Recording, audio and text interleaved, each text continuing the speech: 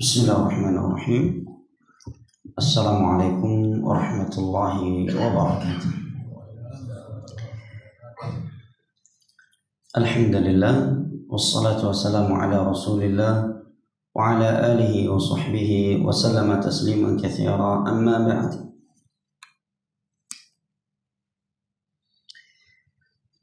Alhamdulillah, puji dan syukur senantiasa kita panjatkan kehadirat Allah Jalla wa Ala yang telah berfirman, wa in ta'uddu ni'matallahi la tuhsuha innal insana la zalumun kafar. Dan kalaulah kalian ingin menghitung-hitung akan nikmat Allah Jalla wa Ala atas kalian, niscaya kalian tidak akan mampu menghitungnya. Sesungguhnya manusia itu pelaku kezaliman dan kekufuran.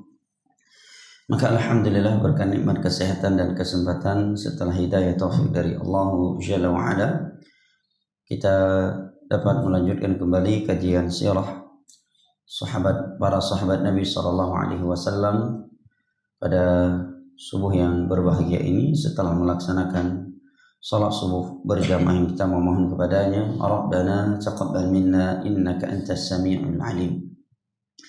Jamaah yang dimuliakan Allah rahimani wa rahimakumullah, pada pertemuan sebelumnya, itu 2 minggu terakhir dari setiap bulan, kita telah menyelesaikan sirah sahabat Nabi sallallahu alaihi wasallam yang bernama Sa'id bin Amir al-Jumahi. Sa'id bin Amir al-Jumahi. Dan kita telah memetik beberapa pelajaran dan renungan dari sirah beliau tersebut. Dan hari ini insyaallah ta'ala kita akan masuk kepada sirah sahabat Nabi sallallahu alaihi wasallam yang kedua dari kitab ini, Suwar Hayati Sahabah radhiyallahu anhum.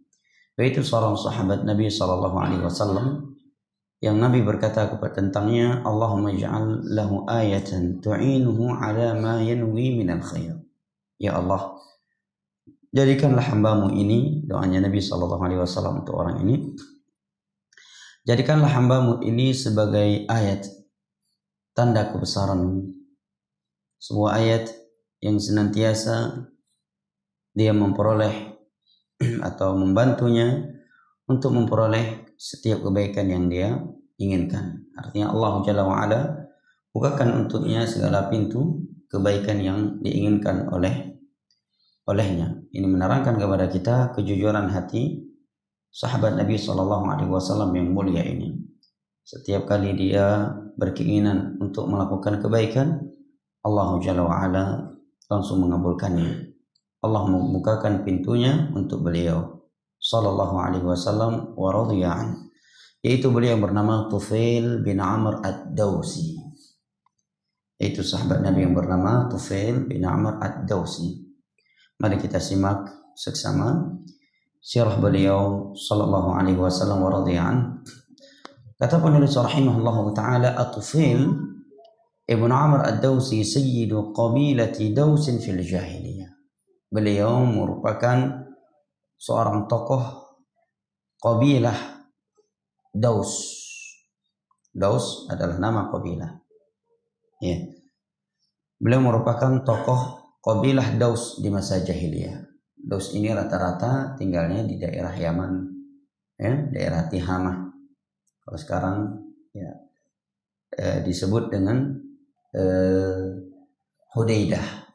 Nah, Tihamah. Kebanyakan mereka di sana. Wa syarifun min asyrafil Arab al-marmuqin. Beliau juga merupakan salah satu dari tokoh Arab, yang mana notabene orang Arab di saat itu tinggalnya di Yaman, Hijaz. Hijaz itu Mekah dan Madinah. Tiha dan Tihamah. Tihamah perbatasan antara Yaman dengan Hijaz, Mekah. Ya, Hudaidah termasuk perbatasan. Nah, beliau merupakan salah satu dari tokoh Arab. Artinya beliau tidak hanya dikenal di Yaman saja, tapi juga dikenal oleh orang Arab atau sebagian tokoh Arab yang ada di Mekah dan Madinah. wa wahid min ashabil muru'at al-ma'dudin, dan beliau seorang yang sangat memiliki muru'ah, seorang yang memiliki kewibawaan yang sangat tinggi, seorang yang karismatik. Nah, la tanzilu lahu qidar an narin wa la yunsadu lahu babun amama tariq. Beliau adalah orang yang selalu memuliakan tamu, dan syafaat beliau itu selalu diterima. Sampai-sampai diberikan permisalan, la yusadu lahu babun amama tariq. Tidak akan ditutup pintu di hadapan seseorang kalau ada beliau. Maksudnya perantara beliau, syafaat beliau selalu diterima, dikarenakan beliau seorang yang mulia. Yut'imul ja'i. Beliau di masa jahiliyah suka memberikan makan kepada orang yang kelaparan, dan ini amalan yang sangat mulia, dan amalan ini dapat menguasai hati seseorang, karena memang secara psikolog seorang itu akan mudah tunduk kepada orang-orang yang suka memberi kepadanya. Nah, dapat pahala ataukah tidak orang yang memberinya itu, maka itu sesuai dengan niatnya, dan ini amalan yang sangat mulia ya, suka memberi makan kepada orang. Di dalam sebuah hadis yang diriwayatkan oleh Al-Imam At-Tabrani dengan sanad yang disahihkan oleh Al-Imam Al-Albani dari sahabat yang mulia Abdullah bin Umar radhiyallahu anhu, Nabi sallallahu alaihi wasallam bersabda, wa thalathun kafarat aw thalathun darajat fa it'am wa amma darajat fa it'amu ta'am wa ifsha'u salam was salatu bil lail wan nas niyam. Tiga hal yang dapat mengangkat derajat seseorang di sisi Allah Jalla wa Ala. Yang pertama, suka memberi makan kepada orang. Maka seorang jangan kecewa dan tidak perlu menyesal apabila dia telah memberi makan kepada seorang yang kemudian orang tersebut mungkin tidak berterima kasih kepadanya. Dan jangan dikatakan dikerjain oleh kawan. Setiap duduk di kantin, gua aja yang bayar nih. Yang lain pura-pura batuk semua kalau udah mau bayar. Pura-pura bunyi HP lah, kamar mandi lah. Ya, itu bukan dikerjain. Itu dimuliain namanya. Dimuliakan oleh Allah Jalla wa'ala. Dipilih dari sekian orang yang duduk di warung kopi, Anda yang bayar. Ini kemuliaan dari Allah jemaah.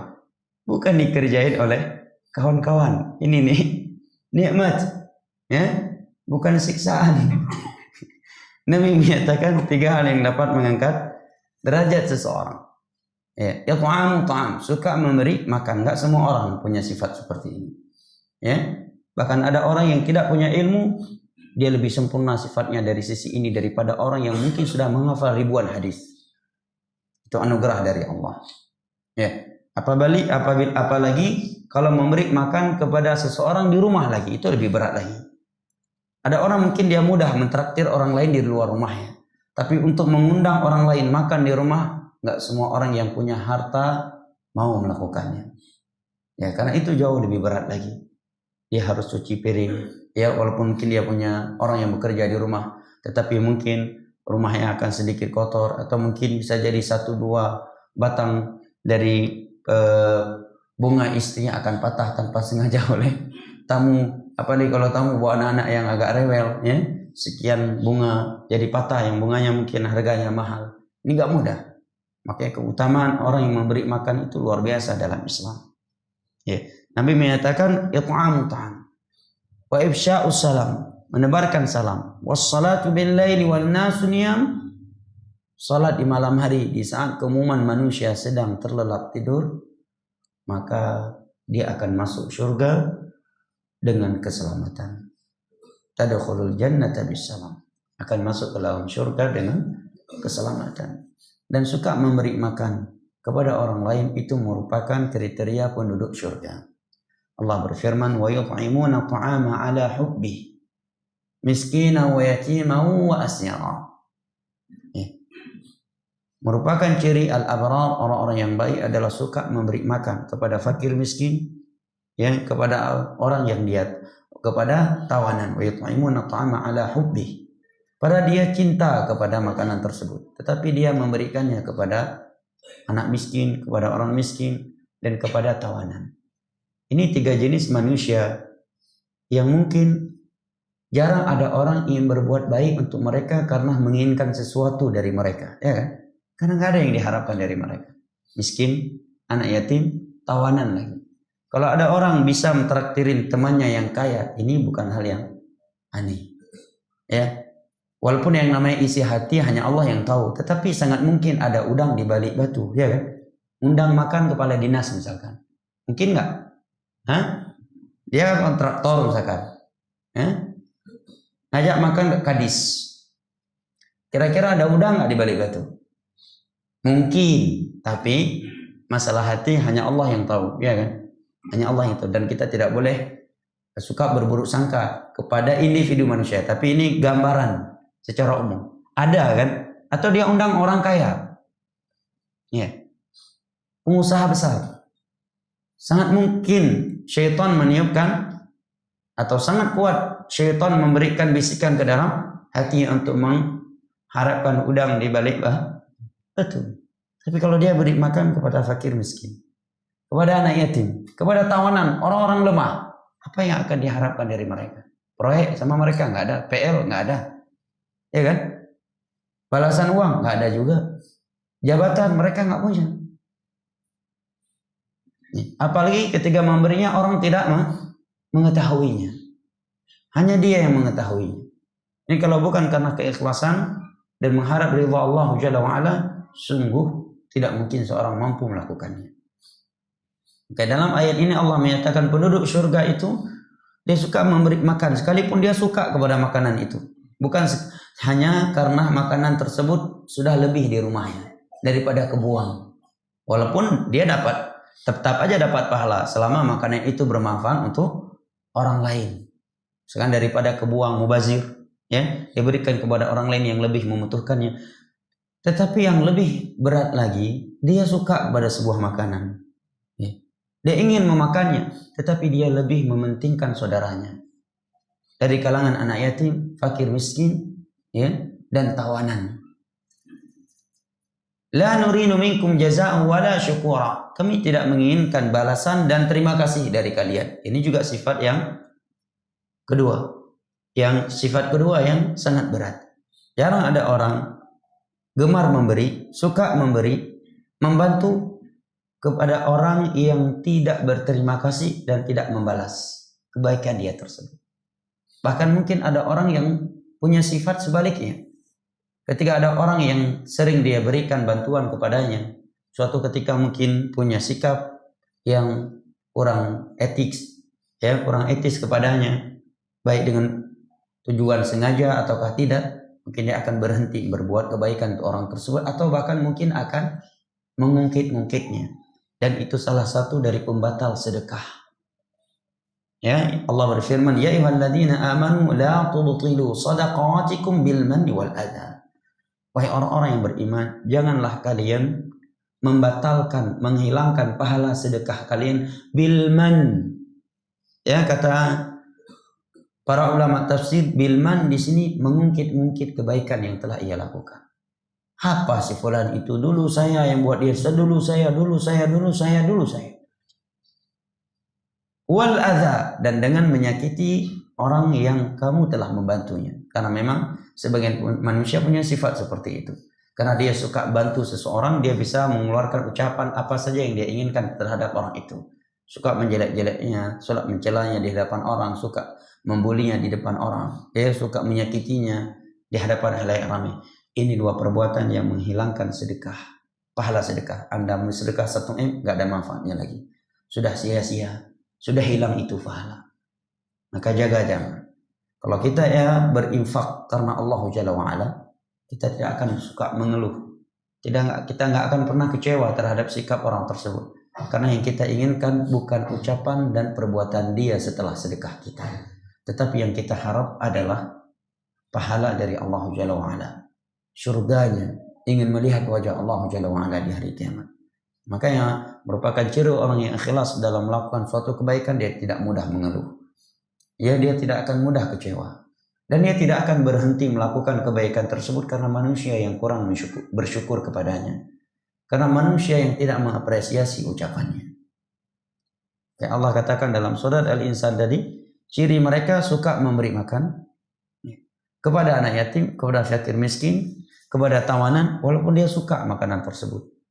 Dan mereka tidak mengharapkan balasan dan terima kasih. Walaupun tentunya orang yang diberikan mesti membalas kebaikan dengan kebaikan. Jangan pula air susu dibalas dengan air tuba. Karena Allah berfirman, hal jazaa'ul ihsani illa ihsan. Kebaikan itu mesti dibalas dengan kebaikan.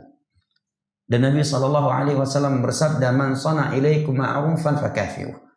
Barang siapa yang melakukan sebuah kebaikan untuk kalian, balas dengan kebaikan yang serupa dengan itu. Kalau kalian tidak mampu membalas kebaikan tersebut dengan kebaikan yang serupa dengannya, fad'ulah, maka doakan dia dengan doa kebaikan. Jazakallahu khairan, barakallahu fiik, ya, Allah yahfazak, arbahallahu tijaratak, dan seterusnya. Hatta turau annakum qad kafatum bih. Hendaknya kalian memperbanyak doa kebaikan untuknya, sehingga kalian merasa bahwa kalian telah membalas kebaikannya tersebut. Nah, ini sahabat Tufail bin Amr ad-Dawsi suka memberi makan kepada orang yang lapar. Dan orang yang suka memberi makan kepada orang lain sangat mudah menjadi orang yang ditokohkan, betul nggak? Apalagi di sebuah lingkungan manusia yang mereka tahunya jasa itu hanya suka memberi makan dan minum kepada orang lain. Coba misalkan kalau dia berada di sebuah lingkungan, ya, setiap duduk di warung kopi atau di pondopo, tempat perkumpulan anak muda, sebagai contoh yang umum, setiap kali duduk 1-2 bungkus rokok pasti dia lempar. Kopi orang anak-anak muda sekelilingnya semua dia bayar. Ya, kira-kira akan diangkat sebagai ketua pemuda nggak? Kalau dia calon gizi, dipilih nggak kira-kira? Insya Allah ya, itu termasuk orang yang mudah disogok berarti. Ya maksudnya kurang lebih begitu kan? Ada penyair Arab, kalau kamu ingin menguasai seseorang, ya, apabila orang itu orang yang punya sifat berterima kasih, ya, sering-sering aja bantu dia, kamu akan kuasai hati dia. Ya, kecuali orang yang memang sudah buruk akhlaknya, semakin kita berbuat baik kepadanya, semakin diinjak kepala kita semuanya sama dia. Ya. Maka memberi makan ini merupakan kebiasaan yang baik, dan ini sudah menjadi kebiasaan orang jahiliyah sebelum datang Islam. Ya, di antara kebiasaan mereka yang baik adalah suka memberi makan kepada orang lain. Dan ini sebuah keutamaan jamaah. Tidak semua orang mampu punya sifat yang seperti ini. Apalagi memberi makan kepada seorang di rumahnya lagi. Gak mudah. Dia harus mengorbankan waktu istrinya, mengorbankan waktu dirinya sendiri untuk belanja, keluarganya untuk cuci piring, ya, bersihkan rumah dan seterusnya. Makanya kata Nabi SAW, man kana yu'minu billahi wal yawmil akhir falyukrim dhaifah. Barang siapa yang beriman kepada Allah dan hari akhir, hendaknya dia memuliakan tamunya. Hadis riwayat Imam Al-Bukhari dan Muslim dari sahabat Abu Hurairah radhiyallahu anhu. Sampai-sampai Nabi SAW dalam hadis yang diriwayatkan oleh Imam Muslim, ketika didatangi oleh seorang tamu, beliau tidak punya apa-apa di rumah. Maka beliau berkata kepada para sahabatnya, siapa yang mau memuliakan tamu saya? Ini boleh. Karena kita meminta sesuatu untuk orang lain, bukan untuk diri kita, itu sesuatu yang mulia. Ya, dan itu bukan aib. Misalkan salah satu di antara kita punya tamu. Dia tahu ini tamu banyak berbuat baik kepadanya. Kali ini datang kepadanya, dia ingin membalas kebaikan orang tersebut. Mungkin dia nggak punya lagi nggak punya uang, ya, lagi nggak punya makanan di rumah. Akhirnya dia telepon salah satu kawannya. Anak punya tamu malam ini, bantu anak ya, bawa beliau ke rumah ini, ke rumah makan ini dan itu. Baik. Yang pula jawab, ya, nanti bayar ya. Beruntung nggak dapat pahala lagi namanya. Itu udah utang. Pahalanya pada yang memberikannya. Nah, dia dapat pahala utang. Ya. Maka sahabat ini pun, seorang sahabat menunjuk tangannya. Saya wahai Rasulullah. Pas dia bawa pulang ke rumah, dia bilang ke istrinya, ada tamu Rasulullah SAW. Dia yang pertama kali menjawab, saya. Artinya para sahabat berebut untuk mengambil tamunya Nabi SAW ini. Karena yang menawarkan pemulihan tamu kali ini untuk mereka adalah Rasulullah Sallallahu Alaihi Wasallam. Begitu dia bawa pulang ke rumah, dia bilang ke istrinya, ini ada tamu Rasulullah. Maka kata istrinya, apa yang kita akan berikan kepadanya? Tidak ada makanan sedikit pun di rumah kita kecuali bubur anak kita. Itu pun dia sedang nangis. Dia menunggu bubur yang akan disuapin kepadanya. Apa kata suaminya? Sekarang kamu tidurin anak kita dan buat dia bisa tidur tanpa makan bubur. Dan bubur ini kita olah untuk tamu kita. Dan matikan cahaya yang ada di kamar. Sehingga dia menyangka bahwa kita semua telah makan. Karena merupakan kebiasaan orang jahiliyah di masa itu, orang Arab di masa itu. Kalau cahaya di rumah belum mati berarti mereka belum makan. Ya, sedang siap-siap makan atau siap-siap mau tidur. Maka tamu ini pun memakan dengan enak tanpa merasa bahwa ahlul bait merasa keberatan bahwa ahlul bait yang tidak memiliki makanan karena telah dimakan olehnya. Ini sifat yang bagus ya. Jangan kita bertingkah di depan tamu kita dengan tingkah yang membuat si tamu semakin gak enak menyantap hidangan kita. Ya. Bahkan kita menyebutkan hal-hal yang dengan itu si tamu merasa bersalah. Yang sebenarnya beri dengan hari tabuh motor kan jaron kan pelihara bahana pula ron kayami kan dalam Islam ibu mulia jami yang tamani yang tanpa lebih kan tanpa ya kan ada yang orang yang seperti itu. Sebenarnya kami udah nggak punya nasi lagi kecuali untuk makan siang aja, tapi karena antum datang tamu dalam hadis kan suruh melihat tamu, muliakan tamu itu, kami lebih milih lapar nggak apa makan. Tamu gimana perasaannya kayak gitu? Gimana? Akhirnya tamu udah nggak usah lah, saya go food aja. Tayyib. Ini akhlak yang tidak baik jemaah. Coba perhatikan akhlak Nabi Ibrahim ketika menjamu para malaikat yang menjelma bentuk manusia. Apa kata Nabi Ibrahim? Ala ta'kulun. Tidakkah kalian makan?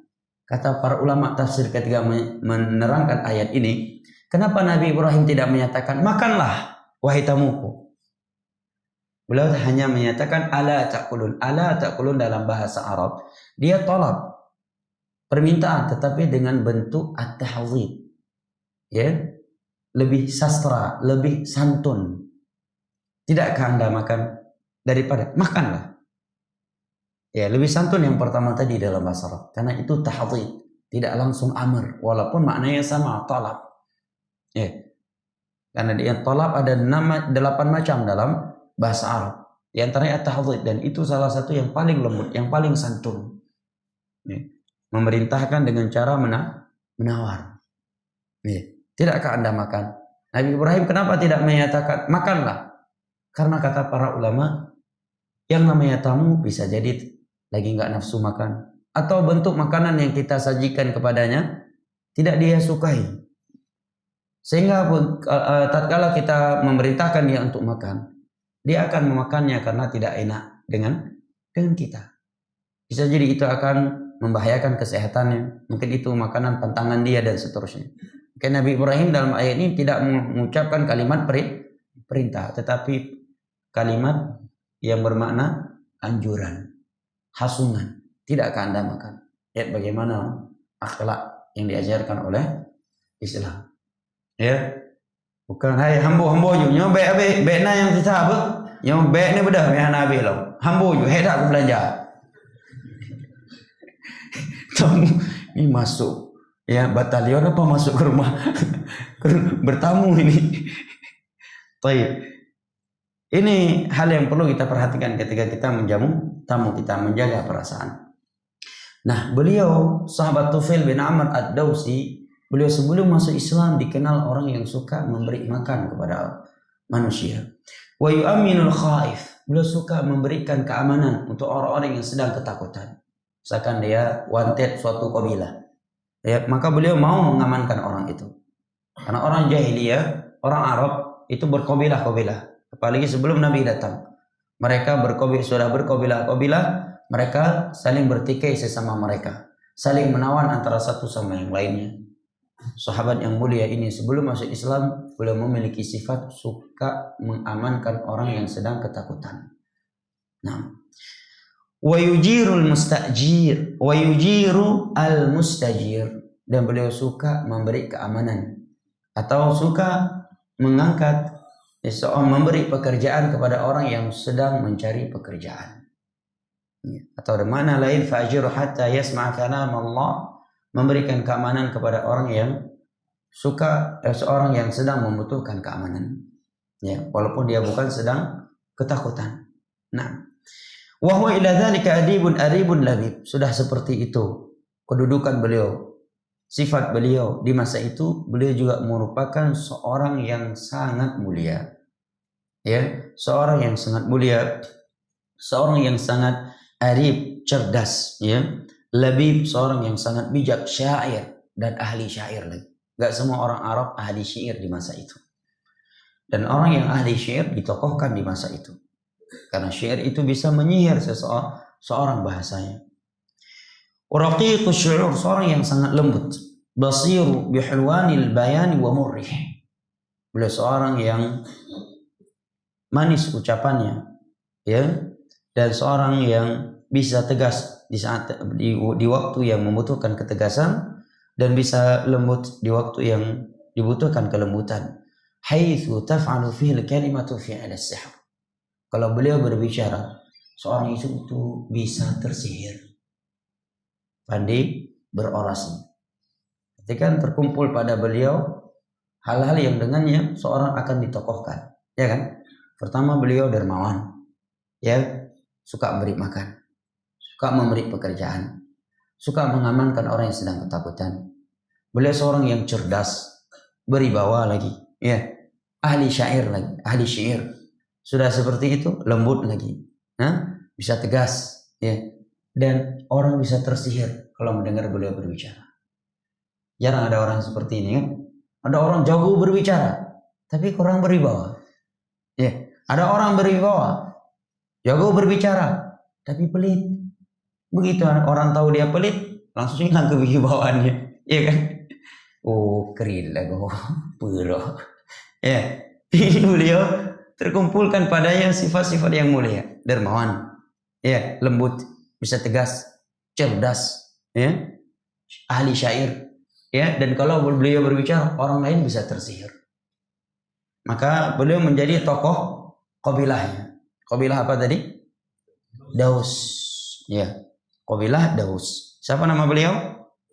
Tufail bin Amr ad-Dawsi. غادر طفيل منازل قومه في تهامه متوجها إلى مكة، وراح الصراع دائرة بين الرسول الكريم صلوات الله عليه وكفار قريش، كل يريد أن يكسب لنفسه الأنصار ويجتذب لحزبه الأعوان، فالرسول صلوات الله وسلامه عليه يدعو لربه وسلاحه الإيمان والحق، وكفار قريش يقاومون دعوته بكل سلاح ويصدون الناس عنه بكل وسيلة. Suatu ketika beliau berangkat ke Mekah, meninggalkan kampungnya. Dan di saat itu Mekah, penduduk Mekah sedang memerangi dakwahnya Rasulullah SAW. Terjadi pertikaian yang luar biasa antara dakwah Nabi SAW dan masyarakat Mekah. Dan tentunya yang menanamkan permusuhan, ya, kekerasan adalah mereka kaum musyrikin Mekah kepada Rasulullah SAW. Dan kondisi orang-orang di Mekah di masa itu semuanya menginginkan kemenangan untuk dirinya, memperbanyak kelompoknya, dan menolong dirinya dengan nilai-nilai dunia. Sedangkan Nabi SAW, beliau hanya berdakwah, beliau sekedar berdakwah, dan senjata beliau adalah iman dan kebenaran.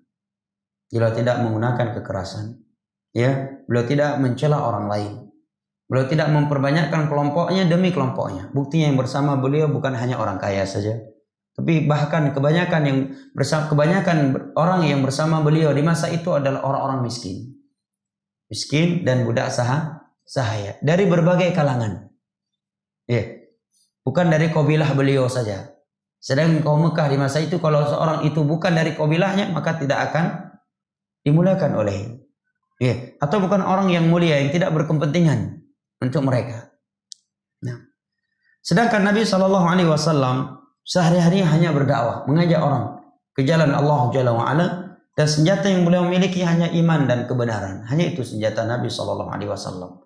Dan inilah senjata orang-orang yang mengikuti Nabi Shallallahu Alaihi Wasallam sampai hari kiamat. Yang dimiliki oleh dakwah salaf hanyalah Al-Quran dan hadis dengan pemahaman para salaf. Tidak lebih dari itu. Ya, mereka dipersekusi ya dengan cara yang keras dan mereka tidak membalasnya. Apakah ma'had mereka dibakar? Mereka juga tidak membalas dengan membakar ma'had orang yang membakarnya. Ya, mereka dilempari, dia tidak membalasnya, walaupun dia bisa melakukannya. Bahkan mungkin dia sebelum hijrah lebih jahat daripada orang itu. Ya, dia lebih pandai untuk menculik orang, membunuh orang sebelum hijrah mungkin. Tapi karena dia sudah tahu, ya, akhlak di dalam Islam, ya, dan dia tidak menggunakan senjata kecuali senjata doa, senjata kebenaran. Nah, dan inilah yang kita lihat dari mereka pembawa dakwah sunnah. Coba lihat di luar sana, andai kata ada suatu dakwah yang difitnah, yang diperangi seperti dakwah sunnah, mungkin dakwah itu akan ditelan bumi, akan hilang dari dunia ini. Tapi dakwah sunnah, ya, dari semenjak Nabi Shallallahu Alaihi Wasallam meninggal, ya, apalagi di akhir zaman ini, atau jauh setelah Nabi Shallallahu Alaihi Wasallam meninggal, berbagai tuduhan terhadap dakwah ini, ya, tuduhan antek-antek Yahudi, Israel, Wahabi, ya, anti, ya, ini anti itu, teroris, murjiah yang mendukung kezaliman para penguasa dan seterusnya, ya, tidak memahami kearifan lokal, ya, suka meresahkan masyarakat dan seterusnya. Berbagai tuduhan yang apabila seluruh tuduhan itu diarahkan kepada satu dakwah lain yang tidak berdiri di atas Al-Quran dan As-Sunnah, itu dakwah akan hilang dari permukaan bumi ini. Tapi dakwah sunnah jamaah, Syekh Muhammad bin Abdul Wahab bagaimana difitnah? Dakwah sunnah ketika berbicara tentang bahaya syirik sebagai bentuk kasih sayang kepada umat agar mereka tidak jatuh ke dalam syirik, dikatakan mengkafir-kafirkan orang lain. Ketika dakwah sunnah menerangkan pentingnya mengikuti sunnah Nabi dalam beribadah, tidak boleh melakukan bid'ah, dengan dalil-dalil dari Al-Quran dan hadis, dituduh suka membidah-bidahkan orang lain. Mereka orang-orang yang tidak memahami kearifan lokal. Ya, ketika mereka menerangkan fikih halal dan haram, ya, dituduh dunia orang udah sampai ke bulan, kalian masih dengan pembahasan riba. Ya, bahas syirik nggak terima. Ya, bahas tentang bidah nggak terima. Bahas tentang riba nggak juga. Bahas tentang salat nggak juga. Jadi apa masalah agama yang akan Anda terima? Nah, ketika menyuruh masyarakat jangan memberontak, jangan mencela pemimpin, sabar, doakan mereka dengan kebaikan, dibilang, ya, murjiah, ya, membantu mendukung kezaliman penguasa. Tapi di sisi lain mereka dituduh radikalisme, terorisme, mereka pengikut ISIS, mereka Al-Qaeda, ya, dan seterusnya. Yang apabila seluruh fitnah dan tudingan itu jamaah diberikan kepada suatu dakwah yang tidak berdasarkan tauhid dakwah itu, yang apabila dakwah itu tidak berlandasan di atas tauhid dan sunnah, demi Allah itu dakwah akan lenyap dari muka bumi ini, akan lenyap. Adapun dakwah yang benar, ya, kita tidak mengklaim diri kita udah pasti benar. Kita menyatakan dakwah benar yang berdasarkan Al-Quran dan hadis dengan pemahaman para salaf. Dan semua kita sedang proses mengikuti itu semuanya. Ketika kita berbicara demikian, ya, bukan berarti kita mengklaim diri kita pasti masuk surga dan pasti selamat dari neraka. Karena sebagian orang memang suka sensitif. Ketika kita menyatakan, ya, harus mengikuti kebenaran, langsung dia tuduh, cuma Anda aja yang masuk surga, orang lain semua adalah neraka. Padahal kita sedang menerangkan kaidah, bukan sedang vonis terhadap diri kita sendiri atau individu manusia. Nah, kita memang tidak memastikan diri kita ini udah pasti masuk surga atau pasti selamat dari neraka. Dan ini akidah kita Ahlussunnah wal Jamaah. Tetapi kita punya prinsip bahwa sesuatu yang itu sesuai dengan Al-Quran dan hadis dengan pemahaman para sahabat Nabi, itulah yang benar. Dan segala sesuatu yang bertentangan dengan itu, dia salah, dan kita harus berani menyatakan salah sekalipun yang menganutnya mayoritas manusia. Ini prinsip. Ya, ini prinsip. Ya, jangan ragu menyatakan riba haram. Yang namanya bidah tetap haram. Yang namanya syirik tetap syirik. Jadi campur aduk ya, di tengah-tengah manusia. Subhanallah ya. Dakwah mereka para ulama salaf, dai salaf, senjata mereka hanya kebenaran jamaah, enggak lebih dari itu. Ya. Walaupun mereka dituduh radikal dan seterusnya, berjalan dakwah, masyarakat bisa menilai. Di mana ada dakwah salaf mempersekusi kajian orang lain? Coba tunjukkan, di seluruh dunia belum pernah terjadi. Ya. Coba buktikan, adakah dakwah salaf ya menarik khatib sedang khutbah Jumat? Belum pernah. Pernahkah dakwah salaf merebut masjid orang lain? Belum pernah di seluruh dunia.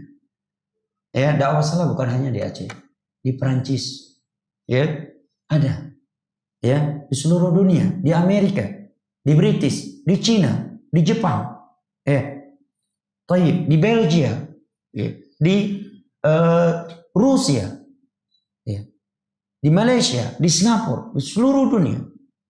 Coba buktikan, pernahkah mereka mempersekusi pengajian orang lain? Menarik mic dari ustadz orang lain, pengajian orang lain, merebut masjid, melempar bom molotov ke pondok orang lain? Enggak. Baik.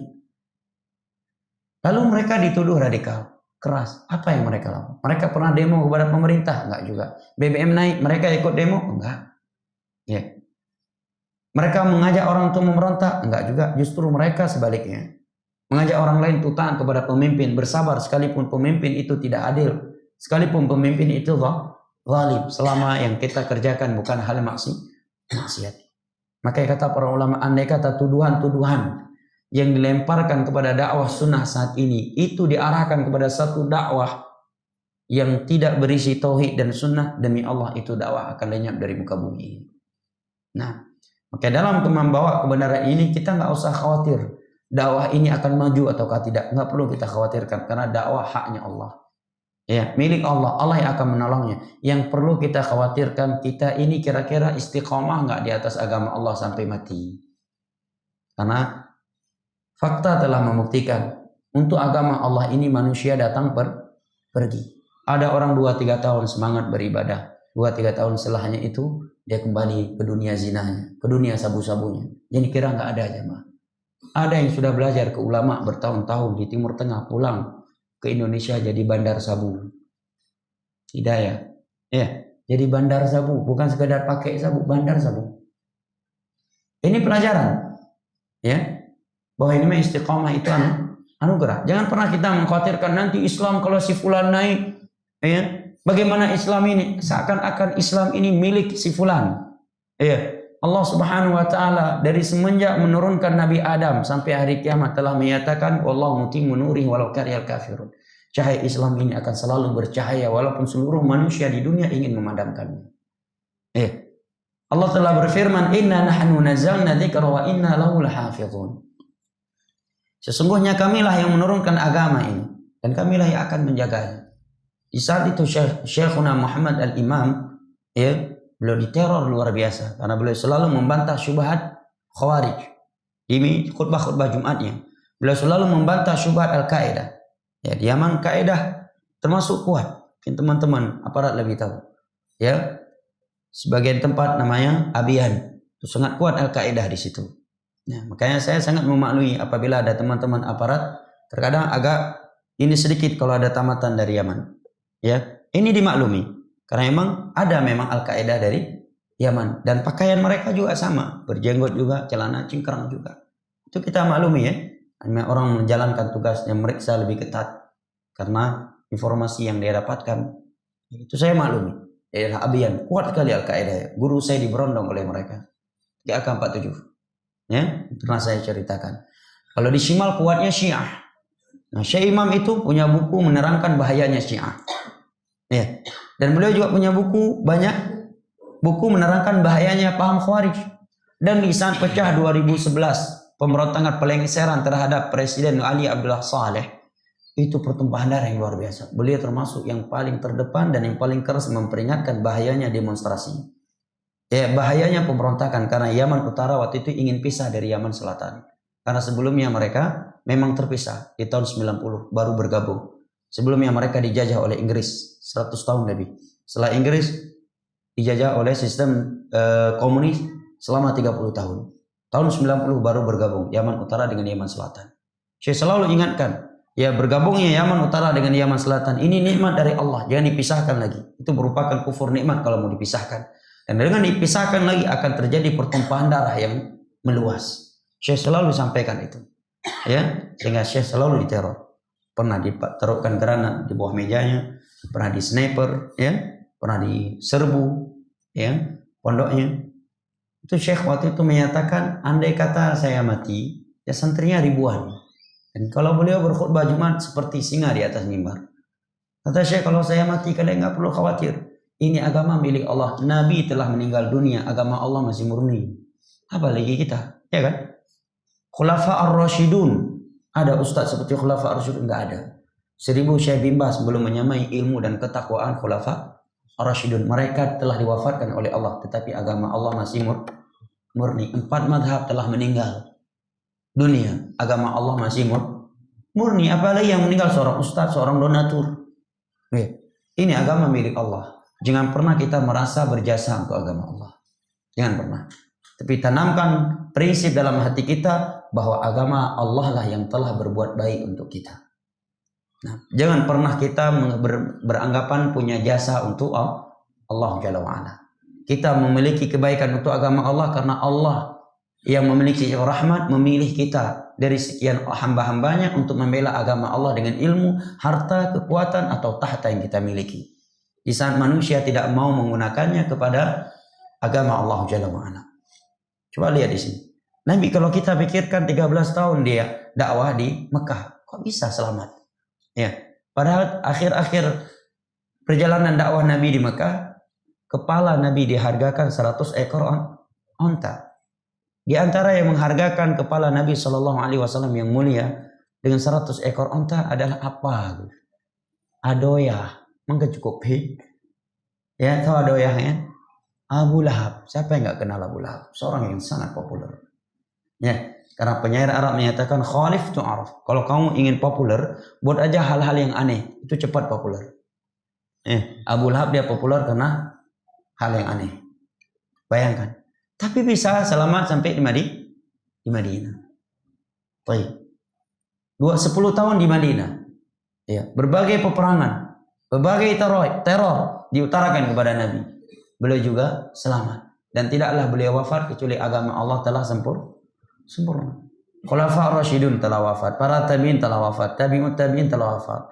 Agama Allah masih terjaga sampai hari kiamat. Agama Allah, kemurnian agama Allah akan senantiasa dipertahankan oleh sebagian orang. Dan orang ke dalam agama Allah ini datang pergi. Maka jadilah orang yang datang kemudian tidak pergi lagi. Jangan sampai kita termasuk dari orang yang datang kemudian pergi dan kematian datang di saat kita sedang pergi dari agama Allah. Dan Nabi bersabda, innamal a'malu bil khawatim. Amalan itu dengan penutupnya. Yub'atsu kullu 'abdin 'ala ma mata 'alaih. Setiap orang itu akan dibangkitkan sesuai dengan kondisi matinya. Coba perhatikan di sini. Nabi kata dalam penulis, senjata Nabi saat itu adalah iman dan kebenaran. Dan ini saya tekankan yang akan dilakukan oleh orang-orang yang jujur mengikuti dakwah Nabi SAW. Alhamdulillah belum pernah kita melihat ustaz-ustaz yang dipersekusi dan seterusnya, bahkan ada yang diganggu fisiknya, datang buat laporan kepada aparat militer. Walaupun itu hak dia untuk buat laporan, tapi nggak pernah mereka menuntut. Ya, walaupun pribadi mereka dihancurkan. Ya, lihat Syekh Albani bagaimana mereka dicela. Ya. Dan juga para ulama lainnya tidak pernah mereka membalas sikap manusia terhadap pribadi mereka. Tetapi ketika mereka berbicara tentang bahaya syirik, bahayanya bid'ah dan menerangkan agama Allah Jalla wa'ala, seakan-akan dia anak presiden. Tidak ada yang dia takutkan. Dan itu merupakan sifatnya para ulama yang Allah katakan, alladzina yuballighuna risalatillahi wa yakhshawnahu wa la yakhshawna ahadan illallah. Wa kafa billahi wakila. Orang yang benar-benar menyampaikan agama Allah, dia hanya takut kepada Allah dan tidak akan pernah takut kepada selain Allah. Ya, Allah cukup untuk dia sebagai tempat dia bergantung diri. Nabi SAW 13 tahun di Mekah.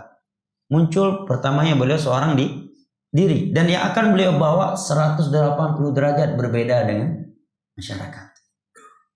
Ya, syirik memang tumbuh syirik di sana saat itu. Di sana bibit syirik semuanya. Bid'ah di sana pula bibit bid'ah. Maksiat di sana pula bibit maksiat. Lengkap sudah. Lengkap sudah. Nah, isi dakwah Nabi sekarang ini akan beliau isinya akan bertentangan 100% dengan kebiasaan masyarakatnya. Berat nggak jamaah? Berat jamaah. Demi Allah jamaah, banyak orang yang tahu kebenaran, tapi karena dia nggak sanggup melawan arus. Dia udah belajar di Timur Tengah, dia paham bahayanya syirik. Kata Syekh Muhammad bin Abdul Wahab dalam kitabnya Ushulus Sittah, ayat-ayat Al-Quran yang menerangkan bahaya syirik dan juga hadis-hadis Nabi itu yafhamu abladul balid, orang yang paling bodoh, orang yang IQ-nya paling rendah tahu bahayanya syirik dan bisa paham, bisa memahami ayat-ayat Al-Quran yang menerangkan bahayanya syirik. Tapi lihat betapa banyak orang yang sudah bertitel S1, S2, S3 dalam masalah agama masih tidak, seakan-akan dia nggak paham bahaya syirik. Bukan nggak paham, nggak berani. Dia anggap itu sebagai bentuk kearifan lokal, padahal itu bentuk khianat terhadap masyarakatnya. Apa gunanya dia belajar memahami bahayanya syirik, pulang ke kaumnya yang masih berbuat syirik, lantas dia tidak menyelamatkan kaumnya dari bahaya syirik. Dia tidak menyampaikan bahayanya syirik. Dia tidak menyampaikan bahayanya khamar, bahayanya riba, bahayanya paham khawarij. Tahu nih hukum musik, ayat-ayat, hadis-hadis jelas. Dalam seluruh kitab fikih, dalam seluruh mazhab itu dibahas. Masalah musik, masalah riba, kaedah-kaedah riba. Masalah zikir setelah sholat 5 waktu, seluruh mazhab menulis kitab. Fikih. Semua kitab fikih ada pembahasan al-adhkar adbar sholawat. Konteks-konteks zikir yang dibacakan oleh Nabi setelah sholat 5 waktu. Dan bagaimana caranya. Nggak mungkin. Orang tamatan Mesir, tamatan Sudan, tamatan Yaman, tamatan Saudi Arabia nggak tahu apa zikir Nabi setelah sholat 5 waktu. Mustahil, nggak mungkin. Nggak mungkin. Nggak mungkin. Dia buka aja Sahih Bukhari, langsung ada judul di situ. Zikir setelah sholat 5 waktu. Apa yang Nabi baca? Bagaimana bentuk tangan Nabi? Dia tahu tuh. Cuma tadi apa? Kearifan lokal. Benar-benarnya bukan kearifan lokal. Tetapi karena tidak berani. Dan itu bentuk khianat kepada umat. Bentuk khianat kepada umat. Kita tahu saudara kita mau jatuh ke jurang, kita biarkan. Bro, sabar. Kearifan lokal, biar aja jatuh. Begitu. Ini dalam urusan dunia, dalam urusan akhirat juga demikian. Demikian juga sebagian orang tahu tentang bahayanya paham khawarij.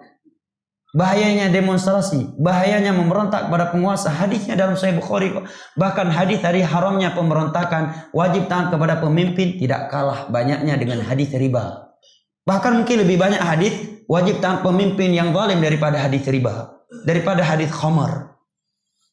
Tapi karena tadi kondisi politik nampaknya lebih kuat kepada orang yang suka demo, akhirnya dia menyampaikan, nggak apa-apa, yang penting niatnya jihad. Jihad gimana? Menyelisih agama Allah. Gak setiap lawan harus. Karena memang ada kondisi-kondisi ketika kita menyampaikan isi Al-Quran dan hadis dengan yang sebenarnya, kita dipuji oleh orang. Tapi ada sebagian kondisi ketika kita menyampaikan kebenaran dalam Al-Quran dan hadis, justru kita dibenci. Sebagian orang ketika dia lihat kalau saya sampaikan ini diterima, dia sampaikan. Tapi ketika dia lihat manusia ini, bahaya ini, nggak diundang lagi ini saya. Nah ini kalkulasinya bisa membuat dia tidak berani menyampaikannya. Lihat Nabi di Mekah, inti dakwah beliau masalah tauhid, syirik.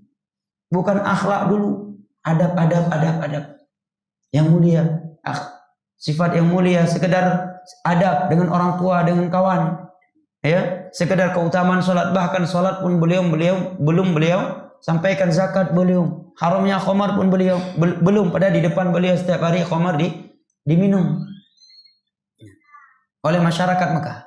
Yang pertama beliau sampaikan adalah bahayanya syirik, karena itu dosa bisa mengekalkan pelakunya di dalam neraka. Ini bentuk kasih sayang seorang dai kepada umatnya. Dan di saat itu kaum musyrikin benar-benar memerangi dakwah beliau dan menghalangi manusia untuk mengikuti dakwah Nabi dengan segala cara. Ini tipsnya ahlul syirik. Karena mereka nggak punya materi ilmu untuk membantah. Ya, sepanjang perjalanan dakwah para nabi, dari semenjak Nabi Adam, dari semenjak Nabi Nuh sampai hari kiamat, tidak ada yang mampu membendung dakwah tauhid dan dakwah sunnah ini dengan kebenaran, dengan materi ilmiah. Semua cara yang dilakukan adalah kekerasan, fitnah, provokasi, hanya itu. Apa yang mau dibantah? Isinya Al-Quran. Masalah syirik, ayatnya jelas, hadisnya jelas. Wajib mengikuti sunnah Nabi, bahaya bid'ah, ayat jelas, hadis jelas, ucapan para sahabat jelas. Siapa yang bisa membantah? Haramnya riba, ayat Al-Quran, hadis Nabi, ucapan para sahabat, para tabi'in, siapa yang bisa membantah? Wajib taat pemimpin sekalipun dia zalim, sekalipun dia nepotisme. Tidak boleh memberontak kepadanya, tidak boleh mencelanya, tidak boleh menasihatinya secara terang-terangan, tetapi didoakan dengan kebaikan. Dia dinasihati secara adab 4 mata. Ayatnya jelas, hadisnya jelas, ucapan para sahabat jelas, tabi'in jelas, tabi'ut tabi'in jelas, 4 mata pun jelas. Bagaimana mau dibantah? Maka yang ada hanyalah provokasi, yang ada hanyalah fitnah, yang ada adalah kekerasan terhadap dakwah salaf ini. Dan itu akan terjadi sampai tegak hari kiamat, tidak akan pernah berhenti. Jangan pernah mimpi dakwah kebenaran tidak pernah diganggu, tidak pernah difitnah. Itu mimpi yang tidak akan ada kenyataannya. Nah, itu sudah sunnatullah. Nabi SAW dikatakan syair pada beliau akhlaknya sangat mulia, beliau dikatakan gila, apalagi kita. Apalagi kita. Akhlak kita bisa jadi kita ngomong A, akhlak kita B, ya kan? Kita bukan Nabi, kita bukan para sahabat, kita bukan tabi'in, kita bukan tabi'ut tabi'in. Akhlak kita sehari-hari mungkin kurang bagus ketika di warung kopi, ketika di masjid, ketika di jalan kita dengan masyarakat kita. Atau mungkin sebelum hijrah orang tahu kita tidak baik. Kemudian mereka tidak mau melupakan masa lalu kita. Begitu kita menyampaikan kebenaran, maka mereka akan membunuh karakter kita. Itu sangat lumrah. Itu sangat manusiawi. Nabi saja yang beliau semenjak lahir tidak pernah cacat di mata kaum musyrikin, tidak pernah cacat beliau dari segala hal. Orang yang paling mulia dari keluarga yang paling mulia. Orang Arab paling mulia itu suku Quraisy. Dari suku Quraisy yang paling mulia anak keturunan Hashim. Anak keturunan Hashim. Nah, Nabi orang yang paling mulia dari Bani Hashim. Tetapi bisa dibunuh karakternya karena beliau mengajak kepada tauhid, menerangkan bahayanya syirik, mengajak manusia untuk beribadah melalui jalur syar'i, jalur agama, bukan dengan cara yang bidah. Berbagai tuduhan diutarakan kepada beliau. Wa wajada Tufail, maka Tufail pun sampai di Mekah. Apa yang dilakukan oleh sahabat Nabi SAW yang mulia ini, Tufail bin Amr ad-Dawsi, yang di saat itu beliau belum masuk Islam. Beliau datang ke Mekah bukan tujuannya untuk bertemu dengan Nabi, bukan pula tujuannya untuk mengetahui dakwah Nabi, tetapi seperti tujuan orang Arab biasanya untuk ke Mekah, ke Ka'bah, karena mereka juga haji dan umrah kaum musyrikin sebelum Islam, tetapi dengan cara-cara syirik dan bid'ah mereka. Beliau datang bukan tujuan untuk Muhammad, Nabi kita sallallahu alaihi wasallam. Tapi seperti keumuman orang Arab lainnya yang luar Mekah datang ke Mekah tujuannya Ka'bah. Tiba-tiba dia melihat kok di Mekah nggak seperti dulu. Kok terjadi permusuhan luar biasa terhadap suatu dakwah. Fitnah yang luar biasa. Isu yang luar biasa terhadap seseorang. Apa yang beliau lakukan di saat beliau melihat kondisi seperti itu? Ini akan kita lanjutkan pada episode berikutnya. Wallahu a'lam bishawab. Sudah masuk waktu duha, waktu syuruk. Nah, saya kira sampai di sini, lebih dan kurangnya yang saya mohon maaf. Wabillahi taufiq wal hidayah, wa sallallahu ala nabiyyina Muhammad wa ala alihi wa sahbihi wasallam, wa akhiru da'wana anil hamdulillahi rabbil alamin. Wassalamualaikum warahmatullahi wabarakatuh.